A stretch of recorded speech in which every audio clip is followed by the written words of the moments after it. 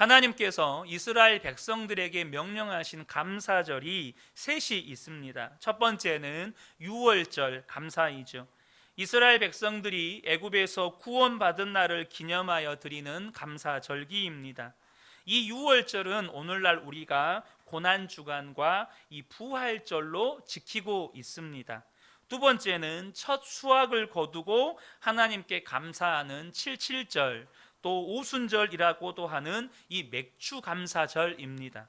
그리고 끝으로 모든 농작물을 다 추수하고 창고에 저장하고 난 다음에 드리는 수장절, 그래서 이것을 우리는 추수감사절로 지키죠. 그런데 이 중에서 좀 특이한 것이 첫 열매의 감사인 맥주감사절입니다. 세상에 보면 이 추수감사의 축제의 예는 참 많습니다. 하나님께 감사를 드리지 않을지라도 추수하고 난 다음에 그들이 믿는 신에게 제사를 하고 축제를 벌이는 경우가 많아요. 그런데 첫 열매의 감사는 없습니다. 우리 성도님들 중에도 첫 열매의 감사가 생소한 분들이 많습니다. 왜냐하면 이 첫 열매 감사는요, 제일 어려울 때 드리는 감사입니다. 한 해 농사를 시작을 해서 여러분 첫 수확을 거둘 때는 그 전해에 추수 때 거두어 놓았던 것들이 거의 남지 않았을 시기입니다. 그리고 이 첫 수확물은 그 수확물의 상태도 그리 좋지도 않습니다. 이 시대로 표현한다면 그렇게 힘들게 준비하고 어렵게 직장을 가진 후에 받은 첫 월급 얼마나 귀합니까? 하지만 이 첫 월급은 내가 앞으로 받을 월급 중에 가장 적은 액수입니다. 그런데 그때가 가장 돈이 없을 때이기도 해요. 가장 적은 돈을 받은 월급인데 그때가 또 가장 돈이 궁할 때죠. 그런데 이렇게 어려운 때에 첫 예물로 감사해야 한다는 생각을 하는 것이 일반적으로 쉽지 않습니다. 이해도 안 되고 꼭 해야 되는 것인가 라는 생각이 들죠. 그럼에도 불구하고 하나님께서 첫 열매의 감사를 강조하시고 하나님께 반드시 드리라고 말씀하셨습니다. 그 이유가 뭘까요? 여러분, 첫 것은 그 다음에 맺어진 모든 것을 대표한다고 보셨기 때문입니다. 그래서 첫 것을 하나님께 드린다는 말은 나의 모든 것이 하나님의 것입니다 라고 고백하는 믿음의 고백이 되는 것입니다. 그래서 하나님께서 첫 열매로 하나님께 감사하라고 말씀하시는 거예요. 오늘 본문은 우리가 지난주 목요일, 금요일 새벽 예배 때 나누었던 본문이기도 합니다. 그런데 이 맥주 감사주의를 앞두고 이 말씀을 새벽에 나누다가 보니까 저에게 이 시편 50편이 더욱 특별하게 다가왔습니다. 그래서 한 번 더 이 말씀을 가지고 우리 성도님들과 나누어야겠다는 마음이 들었습니다. 물론 새벽 예배 때 나누었던 말씀 그대로를 나누지 않고 오늘 이 본문의 말씀을 통해서 감사를 회복하자라는 주제의 말씀을 나누기를 원합니다. 저는 하나님의 말씀을 전하는 설교자입니다. 말씀을 전하기 위해서 날마다 말씀을 읽고 묵상하고 또 말씀을 공부하고 다른 목사님들의 설교를 자주 들으면서 이렇게 설교를 준비하게 되죠. 그런데 이렇게 늘 말씀을 가까이 하다 보니까 하나님께서 설교자에게 주시는 특별한 은혜 가운데 하나가 뭐냐면 하나님의 말씀에 비추어서 이렇게 볼 수 있게 해주신다는 것입니다. 그 말은 단순히 눈에 보이는 현상을 보는 게 아니고 하나님께서 그 이상의 것들을 보게 하시고 깨닫게 해주신다는 거예요. 그런데 제가 말씀에 비추어서 이 시대를 바라볼 때 느끼는 것 가운데 하나가 뭐냐면 이 시대가 점점점 감사를 잃어간다는 것입니다. 사실상 우리나라는요 40-50년 전만 해도 40-50년 전과는 비교할 수 없을 정도로 생활 수준이 높아졌습니다. 당시 우리나라는 절대 빈곤 국가였습니다. 하지만 지금은 세계 10대 경제 대국이 되었죠. 그럼에도 불구하고 사람들은 이 상대적인 빈곤 속에서 끊임없이 만족을 모르고 살아갑니다. 더 벌어야 하고, 더 올라가야 하고, 더 성공해야 하고, 계속해서 끊임없이 사람들은 더를 외쳐요. 만족을 느끼지 못한다는 거죠. 우리 자녀들이 느끼는 상대적인 빈곤도 굉장히 심각합니다. 이미 유치원 때부터 우리 아이들이요, 부모님의 직업, 집 평수, 타고 다니는 자동차, 여러분 유치원생들도요 BMW, 벤츠, 아우디를 압니다. 너네 집 차가 뭐냐? 벤츠야. 우리 집은 BMW야. 이런 이야기를 유치원생들도 합니다. 저희 아들이 유치원 때 친구들하고 말다툼을 한 적이 있었는데, 나중에는 아이들이 서로 자기 아빠의 직업을 자랑하기 시작했습니다. 한 아이가 우리 아빠 의사야 그러니까 다른 아이가 우리 아빠 한의사야 그랬습니다. 그걸 듣던 우리 아들이 우리 아빠는 목사야 그랬다는 거예요. 그런데 이 아이들이 목사를 처음 들어보니까 뭔지 모르고 가만히 아무런 대답도 못했다는 거예요. 지난 새벽에 본문의 말씀을 묵상하고 말씀을 준비하면서 나눌 때 저는 22절의 말씀이 이렇게 보였습니다. 22절을 보겠습니다. 원래 본문은요, 하나님을 잊어버린 너희여 이제 이를 생각하라. 그렇지 아니하면 내가 너희를 찢으리니 건질 자 없으리라. 제가 괄호에서 감사라는 말을 괄호에서 넣었는데요, 저는 이 말씀이 이렇게 보였어요. 감사를 잊어버린 너희여 이제 이를 생각하라. 그렇지 아니하면 내가 너희를 찢으리니 건질 자 없으리라. 그렇게 이 하나님이란 단어가 감사로 바뀌어져 보이는 이유는 사실 23절 때문이었습니다. 23절을 보면 감사로 제사를 드리는 자가 나를 영화롭게 하나니 그의 행위를 옳게 하는 자에게 내가 하나님의 구원을 보이리라. 시편 기자는 지금 이스라엘 백성들에게 감사로 하나님께 예배할 것을 촉구하고 있는 것입니다. 무엇 때문일까요? 그들이 마음에서, 그들의 생각 속에서 하나님을 잊어버렸어요. 하나님을 잊어버린 채로 이스라엘 백성들이 하나님 앞에 희생 제사를 드리지만 그들의 마음 가운데에는 하나님께서 그들을 구원해 주신 것에 대한 감사의 마음이 없는 거예요. 감사의 마음은 없으면서 열심히 재물만 갖다 바치는 거예요. 여러분은 어떻습니까? 여러분, 오직하면 목사들이 가장 하기 어려운 설교가 무슨 설교라고 말씀하는지 아세요? 복음 설교라고 말합니다. 예수님께서 십자가에서 저와 여러분의 죄를 대신하여 죽으셨습니다. 예수님이 3일 만에 사망 권세 이기시고 부활하셨습니다. 그 예수님이 성령으로 지금 우리 마음 안에 함께 계십니다. 여러분, 이 설교가요 목사들에게 가장 어려운 설교래요. 그리고 성도들에게도 가장 은혜가 안 되는 설교래요. 왜 그럴까요? 여러분, 왜 그럴까요? 지금 너무나도 많은 성도들의 마음 안에서 감사를 잃어버렸어요. 다시 말하면 하나님을 잊어버렸어요. 하나님께서 어떻게 구원하셨는지, 지금도 하나님께서 우리의 삶에 어떻게 역사하고 계시는지를 생각 속에서 다 지워버리고 산다는 거예요.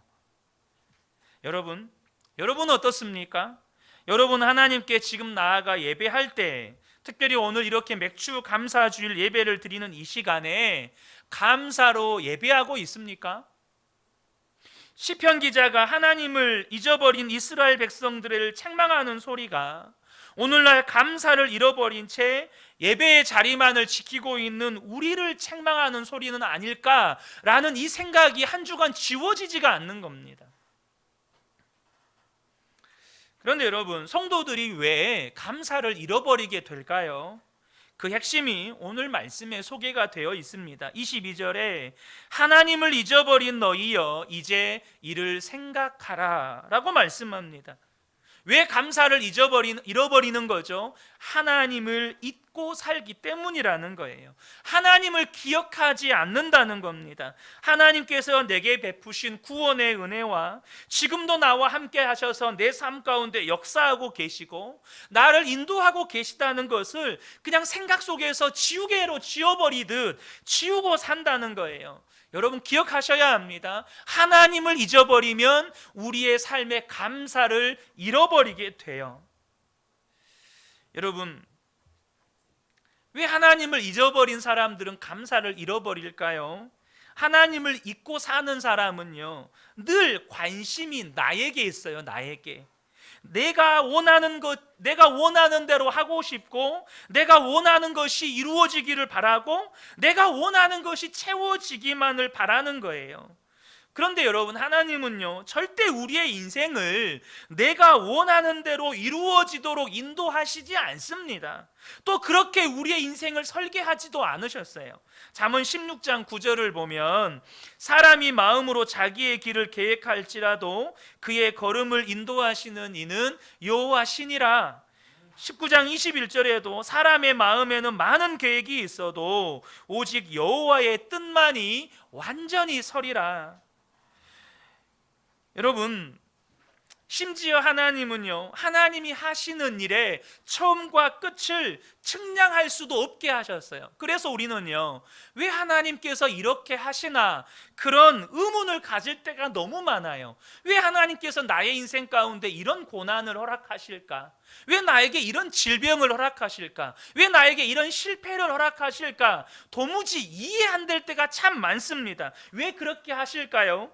전도서 3장 11절과 14절을 보면 하나님이 하시는 일의 시종을 사람으로 측량할 수 없게 하셨도다. 그 처음과 끝을 모르게 하셨어요. 이유가 뭐죠? 하나님이 이같이 행하심은 사람들이 그의 앞에서 경외하게 하려 하심인 줄을 내가 알았도다. 여러분, 우리로 하여금 하나님을 경외하면서 살게 하시려고 때로는 우리가 알지 못하는 고난을, 우리가 이유를 모르는 어려움과 삶의 고통들을 하나님은 허락하신다는 거예요. 문제는 하나님을 잊고 사는 사람은 감사를 잃어버린 채 우리 속에 있는 그 죄의 본성인 자아, 그러니까 내가 원하는 대로 해야 하고, 내가 원하는 대로 이루어져야 하고, 내가 원하는 대로 채워져야 하고, 계속 그래서 나의 원함만을 추구하며 살아간다는 거예요. 그러니까 어떻게 되죠? 하나님은 내가 원하는 대로 내 인생을 인도하지 않아요. 내가 원하는 대로 안 돼요. 그러니까 원망하고 불평하고 사는 거죠. 그래서 감사를 잃어버린 성도에게 나타나는 대표적인 현상이 원망과 불평입니다. 그런데 여러분, 원망과 불평이 무슨 문제가 됩니까?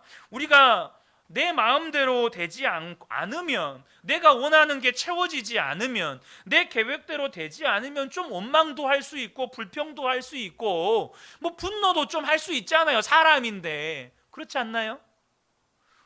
내가 원하는 대로 안 되면 우리가 짜증도 좀 내잖아요. 우리 근혜교회 성도님들은 다 분노하지 않으시고 이렇게 짜증도 안 내시고 이렇게 불평도 안 하시는 분들이셔서 이게 공감이 안 되실 수 있는데, 우리가 살다 보면 내 맘대로 안 되는 것으로 인해서 얼마나 자녀들에게 부부간에 분노하고 원망하고 불평하고 살아요. 그런데 여러분, 성도가 원망하고 불평하고 사는 건 두려워해야 할 일입니다.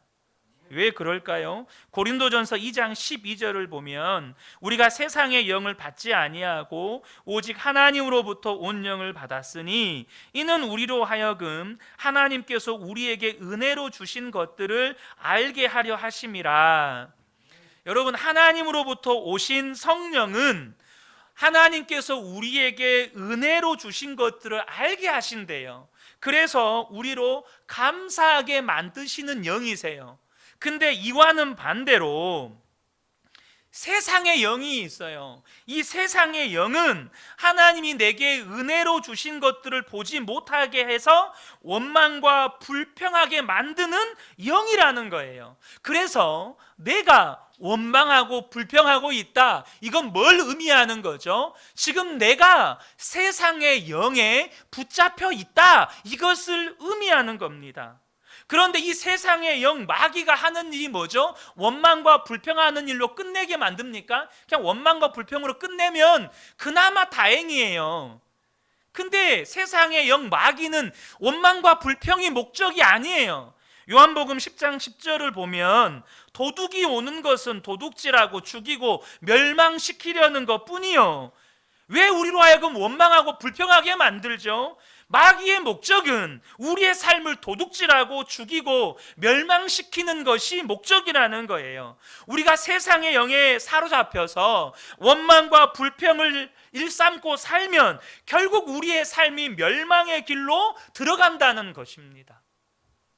그래서 고린도전서 10장 10절을 보면 그들 가운데 어떤 사람들이 원망하다가 멸망시키는 자에게 멸망하였나니 너희는 그들과 같이 원망하지 말라. 이스라엘 백성들이 출애굽할 때 그 큰 구원의 역사를 경험하고도 20세 이상 된 자들이 모두 광야에서 멸망을 당하게 된 이유가 뭡니까? 하나님을 잊어버렸기 때문이에요. 하나님을 잊어버리니까 감사를 잃어버리고 원망하고 불평하며 살았던 거예요. 그냥 한두 번의 원망과 불평의 사건으로 그들이 멸망당한 게 아닙니다. 출애굽을 하고 애굽의 군대가 뒤쫓아오는데 홍해가 가로막고 있어요. 홍해를 건너고 또 얼마 지나지 않아서 마실 물이 없어요. 얼마 가지 않아서 또 먹을 것이 다 떨어졌어요. 또 얼마 가지 않아서 고기가 없어요. 또 얼마 가지 않아서 열두 정탐꾼의 보고를 듣고 나서 또 원망하고 불평해요. 모세가 시내산에 들어갔다가 내려오지 않는다고 또 원망하고 불평해요. 그들의 삶에 원망과 불평을 쌓은 거예요. 하나님께서 그들의 삶에 주신 축복이 더 이상 작동할 수 없을 만큼 원망과 불평을 쌓은 거라는 거예요. 여러분, 우리가 집에서 가전제품들을 사용하죠. 그런데 이 가전제품들 중에는 필터가 있는 제품들이 많습니다. 청소기, 빨래 건조기, 제습기, 에어컨, 세탁기, 공기청정기 다 필터가 있어요. 그런데 이 제품들은 다 하나님이 주신 축복으로 비유할 수 있어요. 그러나 이 하나님의 축복인 제품들이 잘 작동하려면 반드시 주기적으로 해줘야 할 일이 있어요. 그게 뭐죠? 필터에 끼어있는 먼지를 제거해 주는 거예요. 그 필터를 청소하지 않고 방치해버리면 결국 제품의 기능은 정지되거나 아예 고장나 버리죠. 저는 이번 주 이렇게 감사주일 말씀을 준비하면서 이런 생각이 들었어요. 왜 하나님께서 이렇게 주기적으로 감사절기를 주셨을까? 그것은 우리의 삶에 나도 모르는 사이에 켜켜이 쌓여있는 원망과 불평의 먼지들을 필터에서 제거하고 다시 감사를 회복하기 위함이에요. 감사가 회복되어야 하나님께서 우리에게 주신 축복들이 제대로 작동하는 거예요. 여러분 어떻습니까? 여러분의 삶에 원망과 불평의 먼지들이 지금 켜켜이 쌓여 있지 않습니까?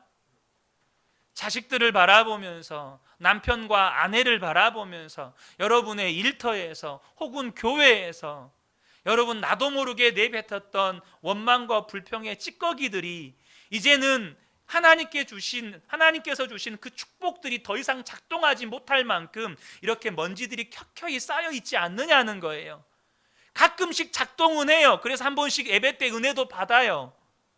그런데 현장으로 돌아가면 여전히 그 축복들이 작동을 멈춰버려요. 은혜는 받지만 현장으로 돌아가면 말짱 예전의 모습으로 돌아가 버리고, 바로 하나님께서 우리에게 주신 축복들을 다시 제 기능을 회복시켜 주시려고 우리 안에 있는 원망과 불평의 먼지들 다 제거하고 다시금 감사를 회복하게 하시려고 이 감사의 절기를 우리에게 허락하셨는 줄로 믿습니다. 사랑하는 성도 여러분, 저와 여러분이 감사를 회복하셔야 돼요. 이것은 시급한 일이에요. 여러분, 성경에 다른 절기는 없지만 여러분, 감사 절기는 하나님께서 지키라고 말씀하셔요. 우리 기독교가 특별히 4대 절기를 지키죠. 뭐죠 여러분? 부활절, 맥주감사절, 추수감사절, 성탄절. 특별히 4대 절기를 지키는데 엄밀히 말하면 이 기독교가 지키는 4대 절기는 다 감사 절기예요. 구원의 은혜의 감사, 첫 열매의 감사, 수확의 감사, 성탄의 감사, 다 감사 절기예요. 본문의 말씀을 한마디로 요약하면 감사를 회복하라는 거예요. 하나님이 그렇게 말씀하신 이유를 알려면 이 본문의 배경을 좀 알 필요가 있는데요.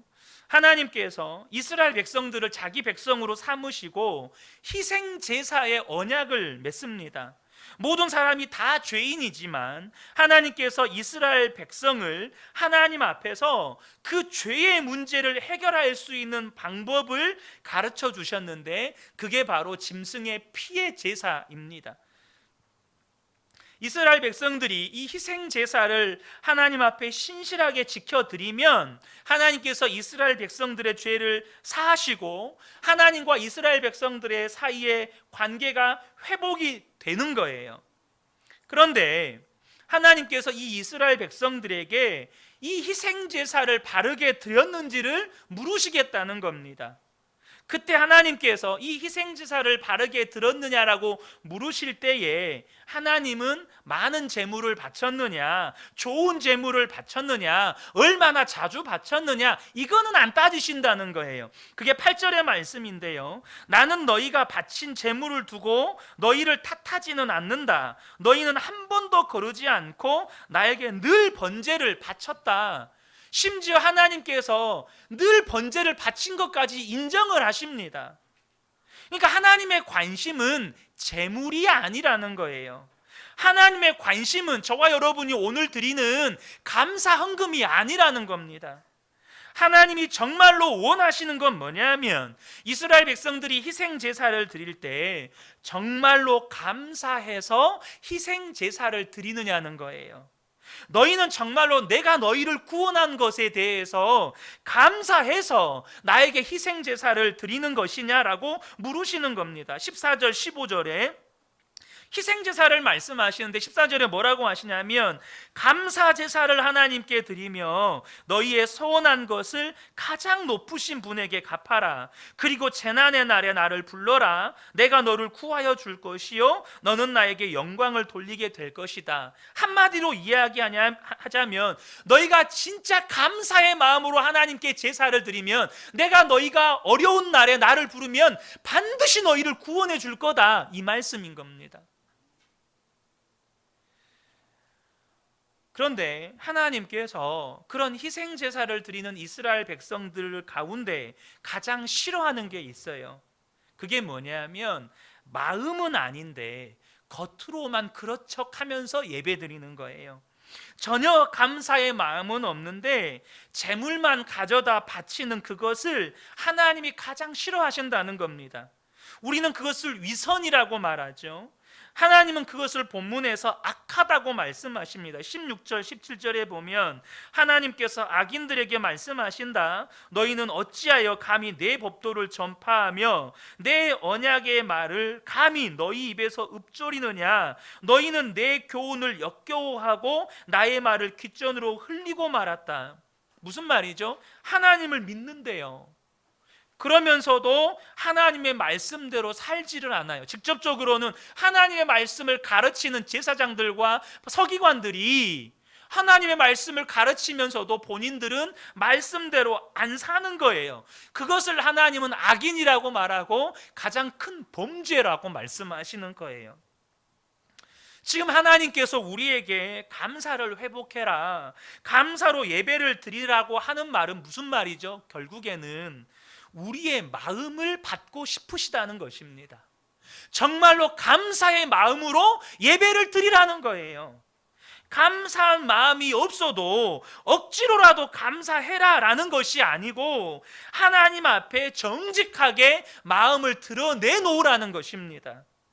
심지어 감사하지 못하는 마음이 있다면, 심지어 하나님 앞에 화가 나고 하나님 앞에 지금 막 분노해가지고 나 하나님 앞에 실망했어요. 하나님 어떻게 그러실 수 있어요? 마음에서는 그런 마음을 품고 있으면서도 감사한 척 하지 말고, 그런 마음이 있다면 그 감사하지 못한 마음, 심지어 하나님께 화나고 분노한 마음까지도 그대로 내놓으라는 거예요. 여러분, 우리가 하나님 앞에 예배할 때요, 우리의 마음을 그대로 내어 드리셔야 합니다. 마음은 아닌데 그런 척하면서 앉아있지 말라는 거예요. 왜 우리의 마음을 드려야 하죠? 제가 새벽 예배 때 이 예화를 드렸는데요, 우리가 학교 다닐 때요, 선생님들이 갑자기 가방 검사를 하는 날이 있습니다. 예고도 없이 불시 검문을 해요. 근데 가방에 잊지 말아야 할 것이 있는 친구들은 그 순간을 충격받습니다. 우리 남자 학교에서는요, 주로 이제 담배나 라이터나 이제 막 음란물 잡지, 막 비디오 이런 것들이 막 튀어나와요. 이런 것들을 가지고 있는 친구들은 바로 이제 걸리면 학생부실로 끌려가는 거죠. 내일 부모님 불러와라 뭐 이런 것부터 시작해서 엉덩이 막 빠따로 맞고 막 그랬었죠. 여러분, 내 마음속에 잊지 말아야 할 것이 있을 때 그것이 드러나는 일은 두려운 일입니다. 그런데요, 저와 여러분이요, 정말로 두려워해야 할 때가 있어요. 그게 뭘까요? 우리가 하나님 앞에 섰을 때 우리 마음에 감추어 두었던 모든 것을 드러내야 할 때가 온다는 겁니다. 우리가 하나님 앞에 섰을 때 이 땅에선 감추고 살았던 그 모든 것들을 반드시 드러내야 할 날이 와요. 문제는 우리가 하나님 앞에 설 때요, 그게 그 순간에 정리가 안 됩니다. 이 땅에 사는 동안에 남들 모르게 감추어 두었던 내 속에 드러나면 안 되는 그것들이 하나님 앞에 서는 날 정리가 안 돼요. 다시 말하면 감추어진 죄들이 정리가 안 된다는 겁니다. 우리 지금 여자 성도님들이 예수동행일기 지금 세미나 교육을 몇 분 받고 계시는데요, 제가 지금 예수동행일기를 한 1년 6개월 정도 써오고 있는데, 예수동행일기를 처음에 쓰면서 제가 깜짝 놀랐던 것 중에 하나가 뭐냐면, 내 마음이 얼만큼 하나님 앞에서 준비되지 않았는지를 보고 깜짝 놀라게 되었습니다. 그래서 이것을 성도님들 앞에서는요, 그냥 그럴싸한 목사예요. 근데 성도님들한테 다 들추어내면 저는 목사로서 살 수가 없는 거예요. 근데 여러분, 성도들 앞에서조차 공개할 수 없는 거라면 하나님 앞에는 내놓을 수 있습니까? 우리가 하나님 앞에 서는 그날에 내놓을 수 있습니까?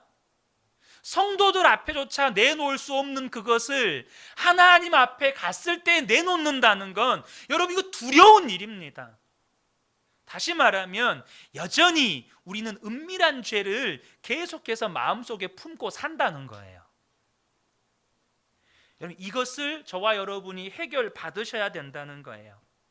그리고 진정한 삶의 변화는 거기서부터 시작이 되는 겁니다. 우리가 신앙생활을 할 때 가장 좌절이 되는 거, 해야 할 것은 안 해지고 하지 말아야 할 것은 하게 되는 거. 사랑해야 한다는 거 알아요. 근데 사랑이 안 돼요. 용서해야 된다는 거 알아요. 근데 용서가 안 돼요. 은밀한 죄를 짓지 말아야 한다는 거 알아요. 근데 은밀한 죄를 짓고 살아요. 우리가 입술로 사랑하는 가족들에게 죄 짓지 말아야 한다는 거 알아요. 근데 그냥 감정들을 다 쏟아내놓고 나중에 가서 또 후회를 해요. 왜 그렇습니까? 마음이 변하지 않았기 때문입니다. 더 정확하게 이야기하면 마음의 문제가 해결되지 않았기 때문이에요. 아마 많은 성도님들이 마음 바꿔보려고 해보셨을 거예요. 근데 마음이 바뀝니까? 마음 안 바뀝니다. 내 마음대로 마음이 안 바뀌어요. 하지만 우리의 마음을 하나님 앞에 내어 드릴 수는 있습니다. 내 마음에 병들어 있는 거, 상처로 골마 있는 거, 심지어 죄까지도 하나님 앞에 내어놓을 수는 있어요. 감사로 제사를 드리라는 말이 바로 그거예요. 하나님이 요구하시는 것의 전부예요.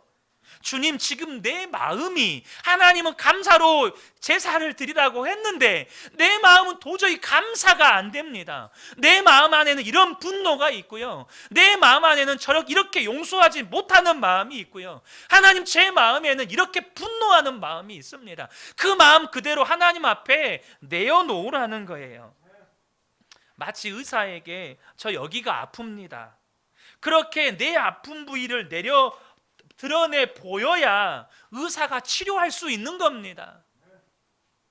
내 아픈 부위를 의사에게 까 벌려 주어야 의사가 그 환부를 치료하는 거예요. 마찬가지로 내 마음을 주님 앞에 드러내야 주님은 내 마음을 고치실 수가 있는 거예요. 여러분, 계시록 3장 20절인가요? 2장 20절인가요? 지금 잠깐 헷갈리는데, 우리의 마음의 문을 열어야 주님이 들어오시는 거예요.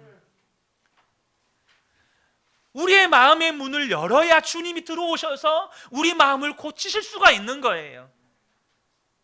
그렇게 바꾸려고 해도 바뀌지 않던 내 마음이 주님 앞에 내어드릴 때 주님이 내 마음을 고치시고 내 인생도 바꾸시는 거예요. 마음이 바뀌어야, 마음의 문제가 해결되어야 삶이 바뀌는 겁니다. 다시 말하면 내 마음에 예수님이 살아 계신 것이 분명해야 우리 안에 모든 은밀한 문제들이 해결이 되는 거예요. 여러분, 감사로 드리는 예배, 다시 말하면 마음으로 드리는 예배가 되어야만 하나님이 우리의 예배를 받으시는 겁니다. 그런데 우리가 일상의 삶을 맨날 원망과 불평으로 살다가 예배 때 딱 와서 감사로 드릴 수 있습니까? 일상의 삶은 원망과 불평인데 예배의 자리에 나온다고 원망과 불평이 저 문을 들어서는 순간 감사로 바뀌어서 주님 감사합니다, 이게 됩니까? 그게 위선인 거예요. 삶의 현장에서는 원망과 불평인데 예배의 자리에 딱 나왔으니까 점잖하게 주님 감사합니다, 그게 위선인 거예요. 그런데요, 우리의 삶의 모든 것이 감사여야 예배 때 감사가 되는 겁니다. 그런데 이런 감사가 언제 가능하죠? 오늘 본문의 말씀을 보셔야 돼요. 하나님을 잊어버리지 않아야 여러분 범사에 감사가 되는 거예요. 날마다 예수님을 잊어버리지 않으면 내 처지와 형편과 상관없이 감사가 되는 거예요. 주님을 바라보기 때문에 어떤 처지와 형편에서도 감사가 돼요. 우리 절대 감사, 전천후 감사, 이런 표현들 들어보셨죠? 그 감사가 어디에서 나오는 겁니까? 내 목숨과도 바꿀 수 없는 구원의 은혜가 내게 임하여서 내 안에 계신 주님을 내가 날마다 바라보면 내 삶의 처지와 형편이 어떠하더라도 지금 당장 내가 내 목숨이 끊어져서 하나님 앞에 간다 할지라도 감사가 나오는 거예요. 여러분, 스데반이 돌에 맞아 죽으면서도 어떻게 자기에게 돌 던지는 자들을 축복할 수 있었을까요? 다른 이유가 아닙니다. 주님이 보였기 때문입니다. 주님을 바라보았기 때문이에요. 주님을 늘 기억하고 있었기 때문입니다. 사랑하는 성도 여러분, 저와 여러분이 기억하시면 좋겠습니다. 주님을 잊어버리지 않는 사람, 날마다 예수님을 기억하고 사는 사람은 어떤 상황에서도 감사가 돼요. 하지만 주님을 바라보지 못하고 하나님을 잊고 사는 사람들은 여러분 감사를 잃어버리는 것으로 끝나는 게 아니고 원망과 불평을 켜켜이 쌓아가는 겁니다. 결국 그 삶은 마귀가 원하는 대로 도둑질 당하고 죽임 당하고 망하는 삶을 사는 거예요. 그러므로 저와 여러분이요 24시간 예수님을 바라보는 것이 얼마나 중요한지를 절대 잊어버리시면 안 돼요. 저와 여러분이 24시간 예수님을 바라보고 살 때 우리가 어떤 처지에도 어떤 형편에도 주님 감사합니다. 주님 너무너무 감사해요. 비록 내 처지가 이러할지라도 나는 이것과 상관없이 세상 무엇과도 바꿀 수 없는 은혜를 받은 사람입니다. 주님 감사해요. 이 고백이 나오는 거예요. 그럼 오늘 본문의 말씀처럼 하나님의 구원을 내가 보이리라, 이 삶이 우리에게 펼쳐지는 것입니다. 이 은혜가 우리 모든 성도님들께 충만하게 임하시기를 예수님의 이름으로 축복합니다. 아멘.